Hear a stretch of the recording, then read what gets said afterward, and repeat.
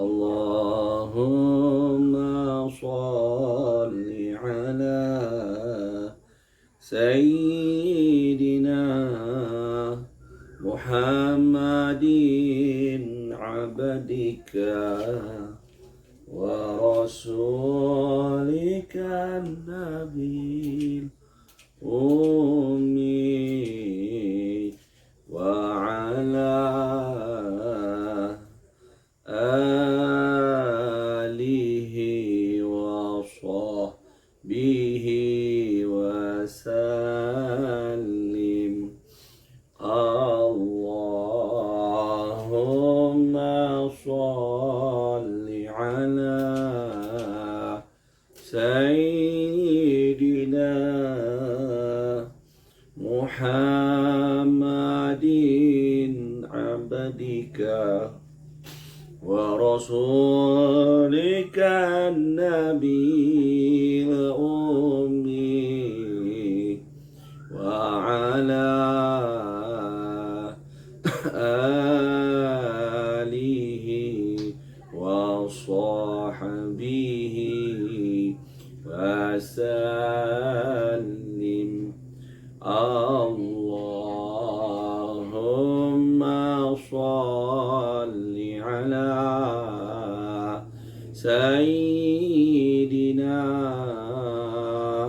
Muhammadin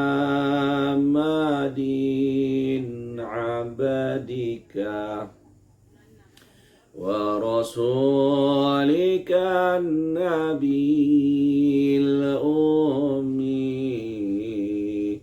wa ala alihi wa sahbihi wa sallim.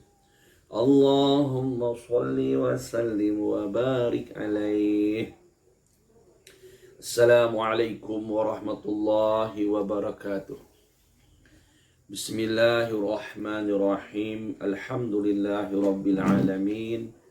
Wa bihi nasta'in wa na'udzu bihi min syururi anfusina wa min sayyiati a'malina. Wa nashhadu an la ilaha illallah wahdahu la syarika lah. Wa nashhadu anna sayyidana Muhammadan abduhu wa rasuluh. Wassalatu wassalamu ala ashrafil anbiya'i wal mursalin Sayyidina wa habibina wa syafi'ina wa maulana Muhammad fil awwalin wal akhirin wa ala alihi wa sahbihi ajma'in. Subhanaka la ilma lana illa ma 'allamtana innaka antal alimul hakim. Rabbi shrah li sadri wa yassir li amri wahlul 'uqdatam min lisani yafqahu qawli. La ilaha illa anta subhanaka inna kunna minadh dhalimin. La ilaha illa anta subhanaka inna kunna minadh dhalimin. La ilaha illa anta subhanaka inna kunna minadh dhalimin. Rabbana zidna ilman nafi'a warzuqna fahman wasi'a warzuqna fahman anbiya'i wal mursalin wa ilhamal malaikati muqarrabin walhamdulillahi rabbil alamin. Amma ba'du. Usikum wa nafsi bitaqwallah faqad fazal muttaqun. Alhamdulillah, yang dimuliakan, lagi dihormati, lagi dikasihi para pencinta ilmu yang mencari kejayaan di dunia dan di akhirat. Seterusnya para pentadbir Facebook Surau Bandar An-Nur. Jadi alhamdulillah kita dapat berjumpa sekali lagi pada sesi yang kali ini. Kita berbicara, membaca, mengupas sedikit sebanyak daripada kitab Sayrus Salikin juzuk yang ketiga.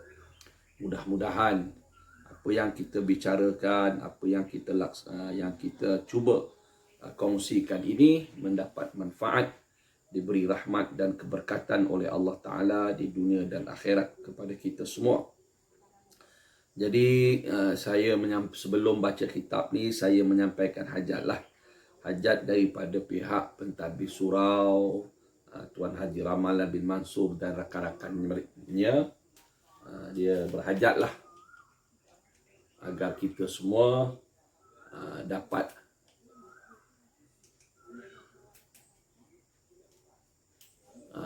membuat sumbangan melalui nombor akaun yang tertera ataupun melalui bus kepada surau mereka lah, untuk mereka terus membuat program-program ilmu dan sebagainya di surau An-Nur, Bandar Sembang Selatan. Jadi insya-Allah kita akan sambung lagi berkaitan dengan tajuk yang masih kita kongsikan, atau cara mendidik anak lah dalam bab menyatakan cara menyuci, membersihkan nafsu daripada sifat-sifat yang tercela. Jadi sifat-sifat yang tercela itu perlu dibersih, perlu dihilangkan.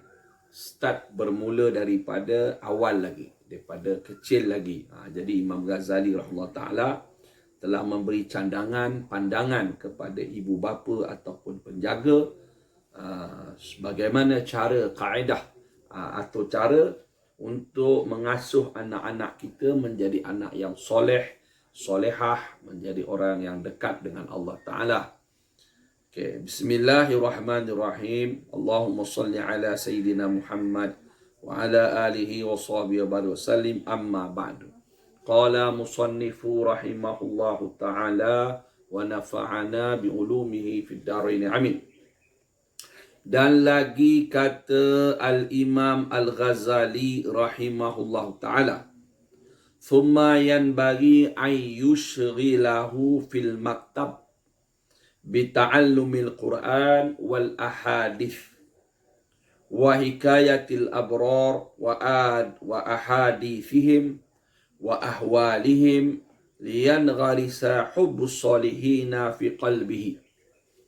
Artinya, maka sayugianya bagi bapa itu atau penjagalah bahawa membimbangkan akan anaknya itu. Membimbang ni bukanlah bimbang takut, maksudnya menyibukkan, bagi dia ada tumpuan. Jadi bapa ni kena menyibukkan atau memberi anak itu tumpuan di dalam maktab. Apa dia maktab? Yakni tempat orang yang mengajar Al-Quran dan belajar segala hadis-hadis Nabi SAW. Kan?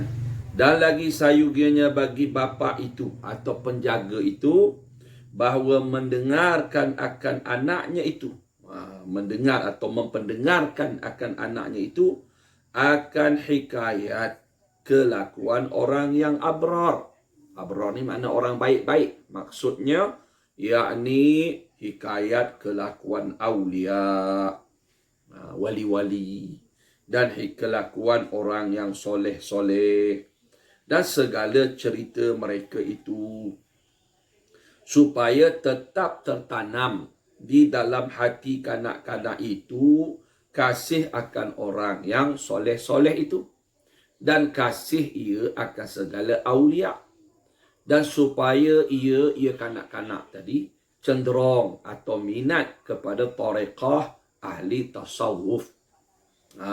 Jadi pertama, selain daripada berkaitan dengan makanan, pakaian, pergaulan anak,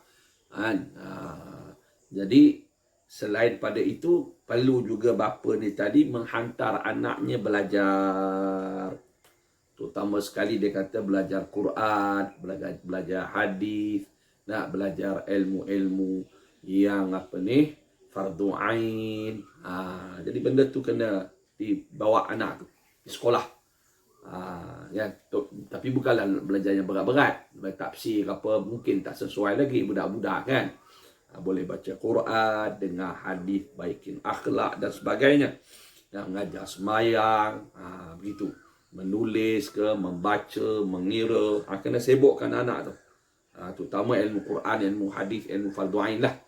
Di samping menulis, membaca tu, peringkat umur yang sesuai kena mengaji, kena hantar.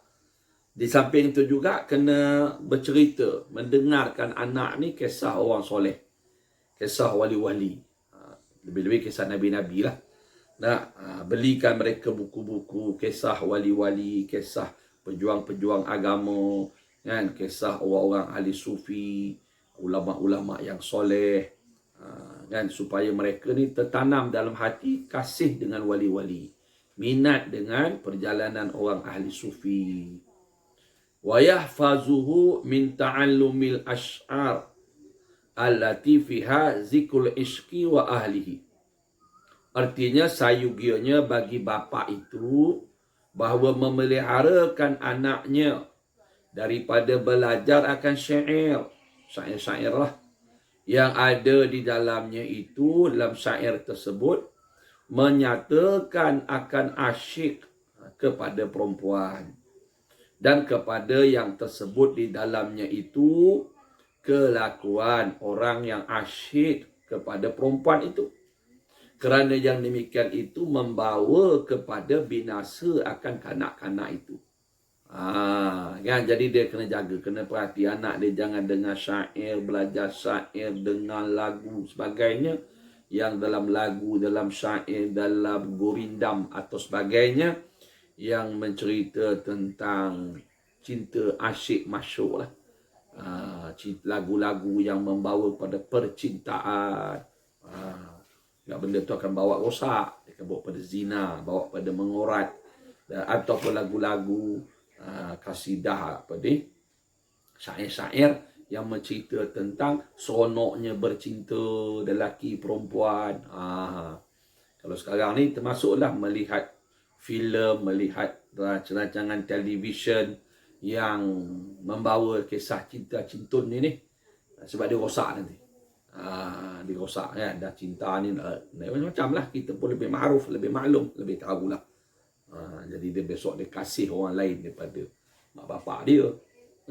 Dia kasih benda tu, dia sanggup berzina, dia boleh jadi menipu. Jadi macam-macam lah, bawa anak dara orang kulu kilir, kahwinnya tak halal, tak kahwinnya tidak, tapi dah bawa anak orang. Ini cuma rosak. Ini semua rosak. Mengaji pun nanti dia belajar pun dia tak minat. Dia asyik.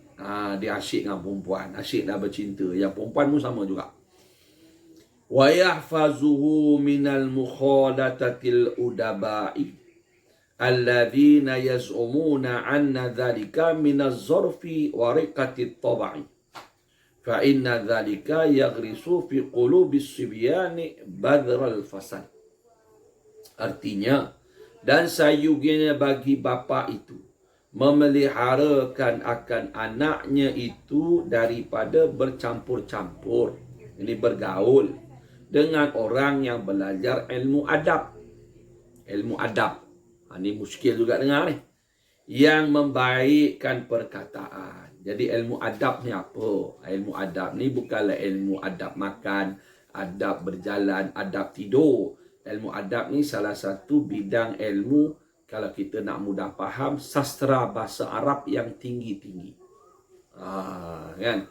Syair-syair bahasa Arab yang tinggi-tinggi lah, halus-halus. Jadi tak sesuai kanak-kanak ni nak belajar ilmu ni dulu. Dia tak sesuai. Kan dia sebut tadi kena belajar Quran, belajar hadis, belajar ilmu fardu ain, belajar menulis, mengira. Yang tu yang kena dulu. Tapi ilmu adab ni dia tak sesuai bagi peringkat umur kanak-kanak. Yang mana ilmu adab itu dia lebih nak membaikkan perkataan. Bukan cakap baik, maknanya tak cakap bahasa yang seni-seni, kan, kontroversi, konflik, macam-macam. Dan bahasa sekarang lah pelik-pelik punya. Kalau dulu cara yang berpantun, berseloka dan sebagainya, gurindam lah. Ini semua ilmu tak sesuai untuk kanak-kanak belajar. Dan memfasihkan akan dia. Nak fasih itu maksudnya nak betul cara grammar lah. Yang adalah mereka itu menyangka bahawasanya yang demikian itu kepujian dan jadi halus tabiat. Jadi halus mana elok perangai. Maka bahawasanya adalah yang demikian itu menumbuhkan di dalam hati kanak-kanak itu akan benih yang membinasakan akan kanak-kanak itu. Tapi ilmu ni memang kena mengaji juga. Kalau dia masuk bidang ilmu, ada salah satu cabang ilmu adab dipanggil udaba, atau orang tu panggil adib, orang yang pakar sastra bahasa Arab. Memang ada cabang ilmu, bukan salah mengaji ilmu ni, tapi bagi kanak-kanak tak sesuai, belum masa dia. Kan nak bercakap begini-begini kan, dia bukan semua orang nak kena mengaji ilmu ni. Tapi kalau ilmu Quran, ilmu hadis, ilmu yang fardu ain, itu semua orang kena mengaji. Dan yang ni belum sesuai, nanti dia sangka inilah ilmu yang sebenarnya. Kan, jadi dikatakan Imam Syafi'i rahimahullah ta'ala, pada awalnya dia minat juga ilmu ni, kemudian satu syekh tegur dia, so belajar ilmu fiqah. Belajar ilmu fiqah. Jadi belum sesuai tempoh masa dia. Kadang-kadang dia nak berhikayat, ceritalah Al-Arakian bermula kisah, macam-macam lah bahasa. Baca saya tak belajar sastra, kita tahu macam mana lah. Kan? Macam tu juga kita sekolah tengok sastra, belajar waktu bila? Tiap tempat lah dulu zaman kita, zaman saya tu. Tempat ke 5 kan. Ataupun budak-budak masa tak sesuai. Jadi nanti dia sangka itulah ilmu yang sebenar. Kan? Nak belajar, ataupun termasuk juga belajar ilmu seni berpidato, seni berdebat. Jadi belum sesuai peringkat umur kanak-kanak untuk belajar ilmu ni. Dia tak matang lagi. Dia tak matang. Jadi dia akan merosakkan pemikiran dia, merosakkan hati dia, kata Imam Al-Ghazali rahimahullah ta'ala. Jadi benda ni berlakulah di zaman Imam Ghazali. Dia akan berlaku kan. Akan berlaku. Kalau dia asyik dengan benda tu, hukum hakam dia tak kerti. Semayang masih tak betul, sebagainya kan. Jadi dia sibuk dengan benda nak menghalus bercakap dengan bahasa yang berbunga-bunga, kita kata. Saya datang rumah tuan ni nak memetik sekuntum bunga, kata di rumah tuan ada bunga, ada kumbang nak hinggap. Apa salah kau datang? Kami datang nak meminang anak tuan. Senang, straight to the point. Jadi contoh kan. Dan lagi kata Al-Imam Al-Ghazali rahimahullah ta'ala, thumma mahma zahara lahu minas sabi khuluqun jamilun wa fi'lun mahmudun fayanbaghi an yukrama alaihi wa yujaza alaihi bima yafrahu bihi wa yumdahu baina azhurin nas. Maksudnya, artinya kata Imam Ghazali, maka manakala nyata atau nampak bagi kanak-kanak itu perangai yang baik dan perbuatan yang kepujian, maka sayugianya bagi bapa itu bahawa memuliakan kanak-kanak itu dan membalas akan dia dengan sesuatu yang menyukakan dengan dia dan memuji atasnya pada antara hadapan manusia, supaya jadi mengekalkan ia akan perangainya yang baik, iaitu mengekalkan ia kanak-kanak tadi di dalam bersifat dengan yang kepujian itu. Kan? Ini kanak-kanak yang belum peringkat remaja. Jadi kita tengok budak tu umur 7 tahun, 8 tahun ke 9 tahun, dia ada dah tunjuk ciri-ciri yang baik, akhlak yang baik. Mungkin dia pandai mengemas, mungkin dia pandai dia makan tu, pinggan tu dia tak tinggal atas meja, dia membasuh pinggannya kau, tolong ibunya di dapur, baik lelaki, baik perempuan. Berdisiplin, contohlah, bercakap tu bercakap tu tak ada bercakap dengan bahasa yang kesat, tidak memaki, ataupun kalau dia dengan adik-beradik tu dia malah nak bertengkar, mengambil berat, sayang dengan adik-beradik. Contoh, kan? Dia kalau waktu cuti tu dia tolong kita, tengok kereta kita kotor, dia tolong basuh tanpa disuruh. Contohlah sebagainya. Peringkat sesuai kanak-kanak lah. Jadi bila bapak tu tengok anak tu begitu, maka bapak ni hormat anak tu. Tunjukkan satu appreciate lah, kata orang putih lah. Kan? Mungkin kita puji dia, kata pandai anak ayah ni. Contoh depan orang kan, pandai anak ayah ni. masuk rumah cakap Assalamualaikum. Contohlah. Yang dia tengok sahabat-sahabat kita hantar rumah, dia tolong menghidang air ke, contohlah. Dia salam, cium tangan, lepas tu dia pun tak duduk dengan orang tua-tua bercerita. Nah, mana kita puji dia. Atau kita bagi dia sesuatu perkara yang apa dia kata dalam kitab ni, membalas. Balas tu bukanlah semesti bagi hadiah, mungkin kita peluk, kita cium dia, kan? Kita memuji dia perbuatan tersebut. Tujuan puji supaya ni kanak-kanak lah, supaya dia ada motivasi untuk terus mengekalkan amalan baik tersebut. Kan, sebelum dia masuk remaja, dah masuk remaja payah. Kata tok guru kami, kecil-kecil anak kita, dah besar belum tentu jadi anak kita. Kan? Jadi kecil-kecil anak kita.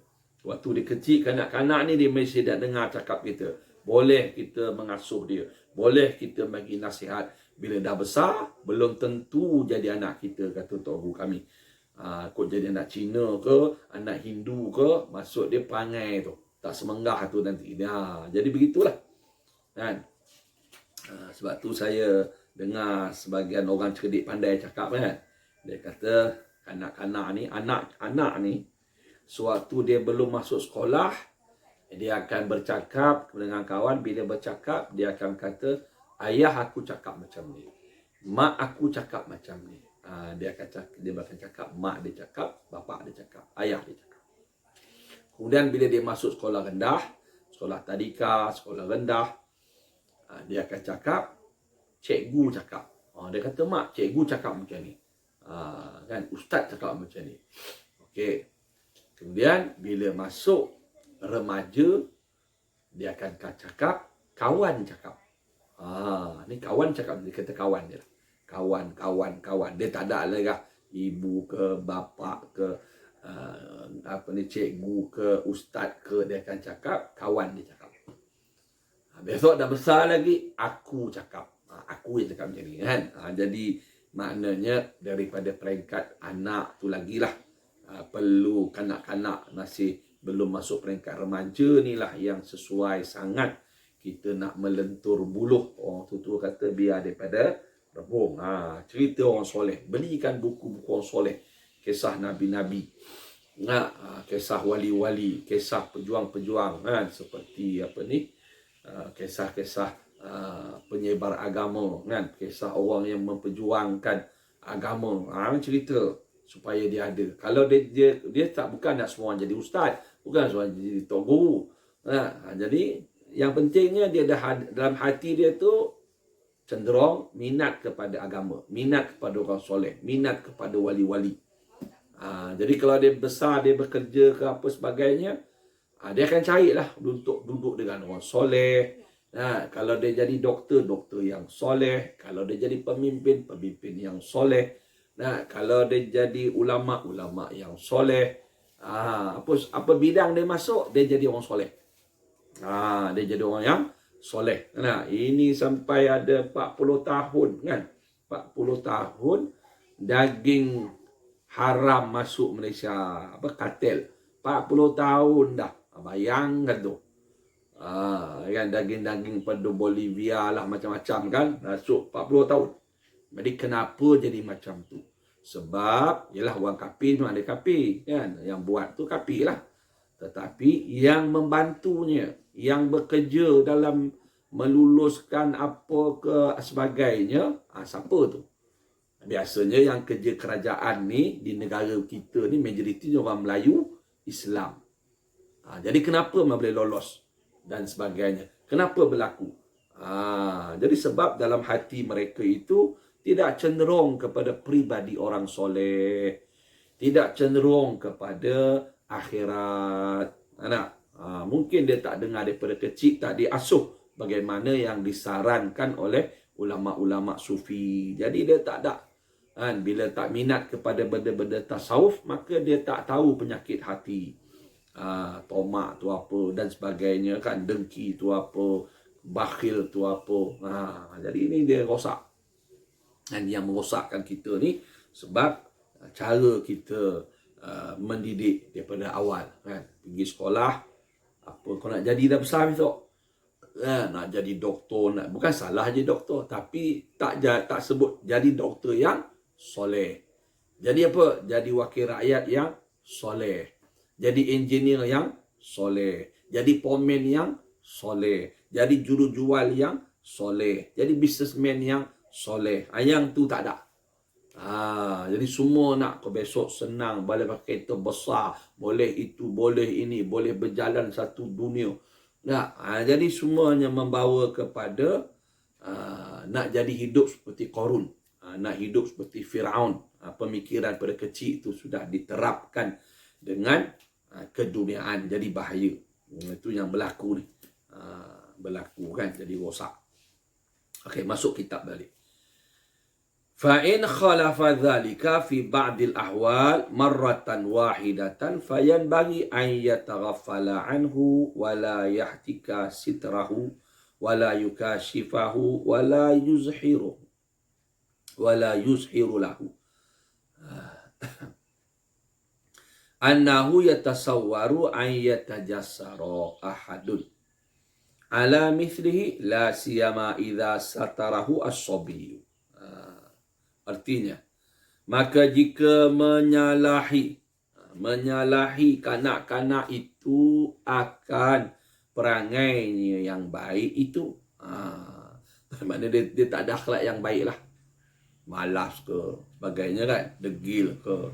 Di dalam setengah kelakuannya, biasa budak ni budak yang baik, budak yang perangai yang baik. Sekali-sekala adalah dia buat perangai tak semengah. Sekali-sekala perangai yang tak baik. Maka berbuat ia setengah-setengah kaluan, mana sekali-sekala dia berbuat akan sesuatu perbuatan yang jahat. Maka sayugianya bagi bapa itu bahawa melalaikan ia akan yang demikian itu daripadanya. Yakni berpura-pura tidak tahu. Jadi sekali anak tu, anak tu budak yang ada tanda-tanda baik lah. Sesekala dia buat benda tak baik. Contohlah, sesekala dia kata dia buat benda yang tak berbagus. Balik rumah, dia campak beg dia tu, tak tukar baju. Dia tak tukar baju sekolah ke apa-apa, dia dah tidur ke. Contoh, mungkin dia letih. Contoh, adalah benda-benda yang tak baik dia buat. Dan jangan dibukakan akan kejahatan itu pada orang banyak. Jangan cerita depan orang. Cerita, oh anak aku itu hari buat begini, cerita kan. Tak boleh cerita. Dan hendaklah ditutup akan kejahatannya itu sebab dia buat benda ni sekali-sekala. Tak perlu ceritalah, diviralkan tak perlu. Dan jangan dizahirkan kepadanya. Jangan dizahirkan kepada tersebut kepada anak tadi. Bahawasanya adalah boleh dibayangkan bahawa ada seseorang yang berani atas berbuat seumpama demikian itu. Kerana dengan yang demikian itu barangkali jadi berani ia berbuat akan kejahatan. Seperti demikian itu istimewa pula apabila menutup kanak-kanak itu akan kejahatan yang diperbuatnya itu. Maka sayugianya bagi bapa itu jangan sangat mencela akan dia dan jangan disesal akan dia.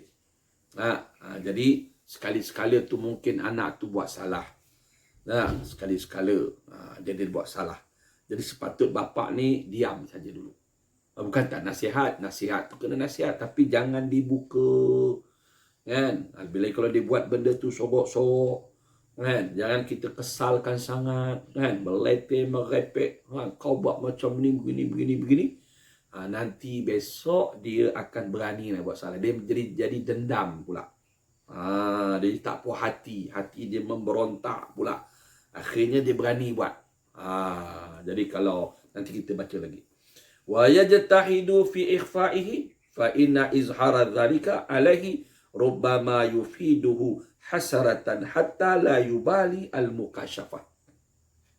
Fa inda zalika fa in ada thaniyan fayanbaghi an yu'aqaba sirran wa yu'azzama al-amru fi wa yuqalu lahu iyyaka an ta'uda ba'da dhalika limithli hadha wa an yuttala'a alayhi fi mithli hadha fataftadhiha bainan nas wa la tukthiril qawla alayhi bil itab fi kulli hinin fa innahu yahunu alaihi sama'ul malamah wa rukubul qaba'ih fayaskutu waqul kalam min qalbihi wal yakunil abu hafizan haibatal kalam ma'hu fala yuwabbihuhu illa ahyana. Artinya, dan sayugia sepatutnya bagi bapa itu bahawa bersungguh-sungguh ia di dalam menyembunyikan akan kejahatan yang terbuat oleh anaknya yang baik perangainya itu. Maka kerana bahawasanya menzahir akan kejahatan yang dibuat itu barangkali atau kemungkinan membuat akan dia berani berbuat kejahatan itu hingga tiada ia hirau dengan membukakan kejahatannya itu kemudian atau selepas daripada itu kepada hadapan orang banyak. Maka jika kembali ia kepada berbuat kejahatan itu kedua kali, maka sayugianya bagi bapa itu bahawa menempelak akan dia dan menegur akan dia dengan bersembunyi jua sekira-kira menegur akan dia di dalam tempat sunyi antaranya dan antara anaknya itu. Dan jangan ditegur akan dia di hadapan orang banyak. Dan sayugianya bagi bapa itu mengata bagi anaknya yang berbuat kejahatan itu dengan katanya bahawa pekerjaanmu itu sangat besar jahatnya dan tiada patut bagimu mengerjakan akan demikian itu. Dan sayugianya ditakuti olehmu. Dan sayugianya takut olehmu bahawa dilihat oleh orang banyak. Ini orang ramailah. Dilihat oleh orang akan pekerjaan. Seumpama demikian itu. Dan jadi nyata, jadi jelas jahatmu itu antara orang banyak. Dan sangat jadi aib.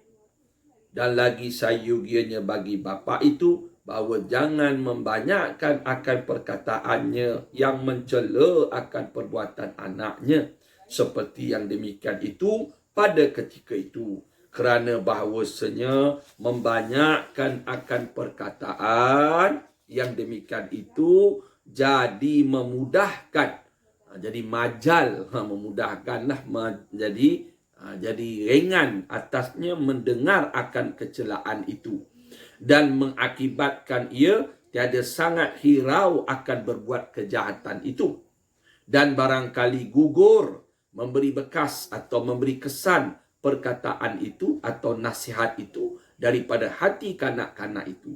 Maka jadi tiada ia sangat hirau pengajaran bapaknya itu dan tiada sangat takut ia akan teguran bapaknya itu. Dan sayugianya bagi bapa itu memeliharakan haibat perkataannya serta anaknya itu. Jangan dia maki bodoh, anjing, anak tak berguna, tak perlu cakap macam tu. Dan jangan dikata baginya dengan perkataan yang jahat pada ketika ia anak tadi tersalah perbuatannya itu. Melainkan pada masa yang sedikit jua dan pada perkataan yang sedikit jua. Dan jangan dibanyakkan akan perkataan di dalam menyesali akan dia dan marah akan dia itu. Kan?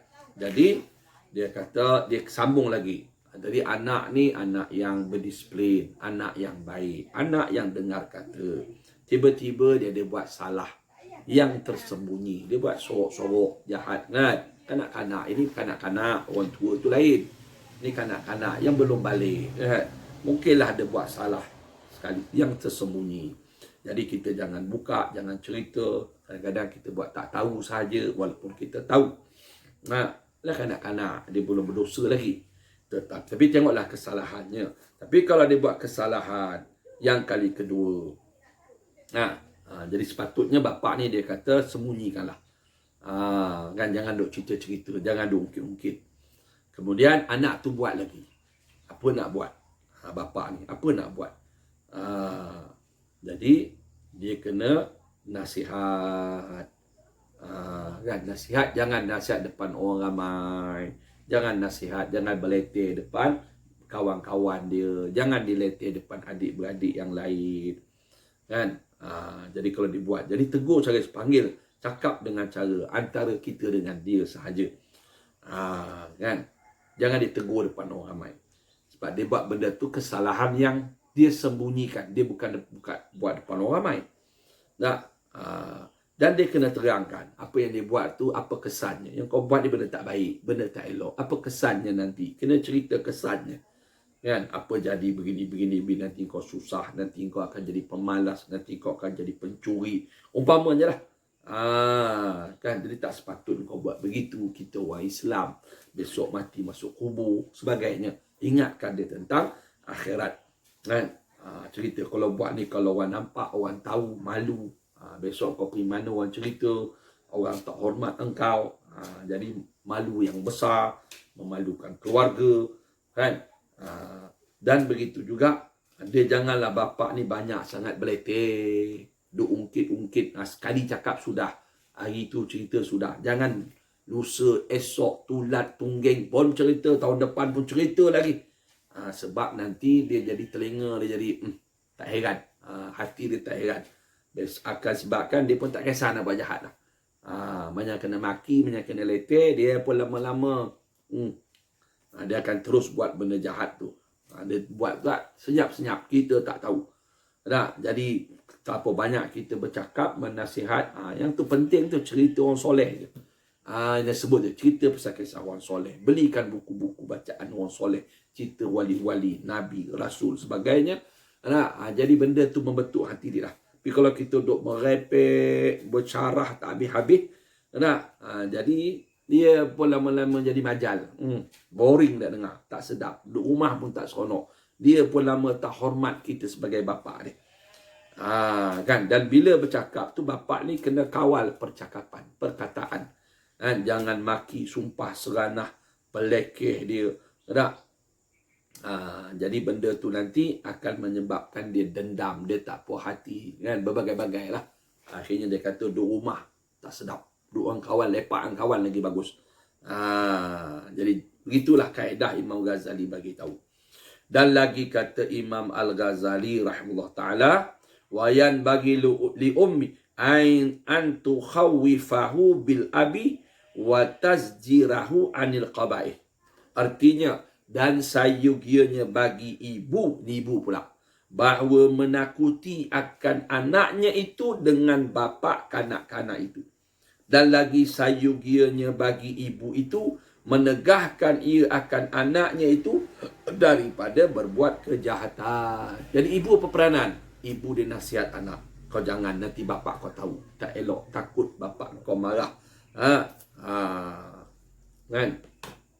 Ibu ni kena punya peranan supaya anak tu hormat kepada bapa, kasih kepada bapa, patuh dengan nasihat bapa. Dan ibu juga kena nasihat anak jangan buat benda yang tak baik, benda yang tak elok. Ini peranan ibu lah. Jangan dia kata, bapak kau lu sama juga. Bapak kau pun nakal juga. Bapak kau tu kau boleh pakai pun. Contoh. Bapak pun macam tu juga. Alah, mak kau tu pun malas juga. Mak kau ni pemalas. Jadi benda tu menyebab anak tak hormat ibu, tak hormat bapa. Wallahualam. Jadi begitulah sedikit sebanyak pada sesi kali ini. Tak habis lagi ni. Kan?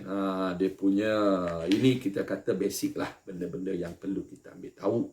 Kan? Jadi kita ni disebabkan tak biasa mendengar kisah orang soleh, kisah wali-wali, sebagainya, kisah para sahabat. Yang tu menyebabkan kita tak ada pegangan, tak ada contoh, tak ada pedoman. Akhirnya kita terpengaruh dengan contoh-contoh orang-orang yang derhaka dengan Allah Ta'ala. Kan? Jadi begitulah saya yang dapat kita kongsi. Mudah-mudahan kita semua mendapat manfaat daripada susunan yang telah disusun oleh Imam Al-Ghazali, Syekh Abdul Samad Falingbani. Moga kita mendapat manfaat dan kita kongsikanlah sebagaimana hasrat pihak penganjur Facebook ni, Surah An-Nur. Mereka berhasrat agar video-video kuliah online dalam Facebook mereka dapat tuan-tuan, puan-puan, rakan-rakan di luar kongsikan bersama kepada sahabat-sahabat kita yang tak tahu, yang tak dapat maklumat ni. Kan? Bukan kuliah saja, kuliah lain pun tak apa. Dan juga sekali lagi kita ulang, mereka berhasratlah pihak surau An-Nur, pentadbirnya berhasratlah kalau tuan-tuan, puan-puan yang melihat video ni dapatlah sedikit sebanyak memberi sumbangan, sen pun tak apa, RM1 pun tak apa, dalam akaun bank yang tertera tu. Jadi yang baik-baik itu daripada Allah Subhanahu Wa Taala, yang buruk daripada nafsu dan kejahatan yang ada pada saya sendiri. Saya mohon maaf. Wabillahi taufiq wal hidayah. Wassalamualaikum warahmatullahi wabarakatuh.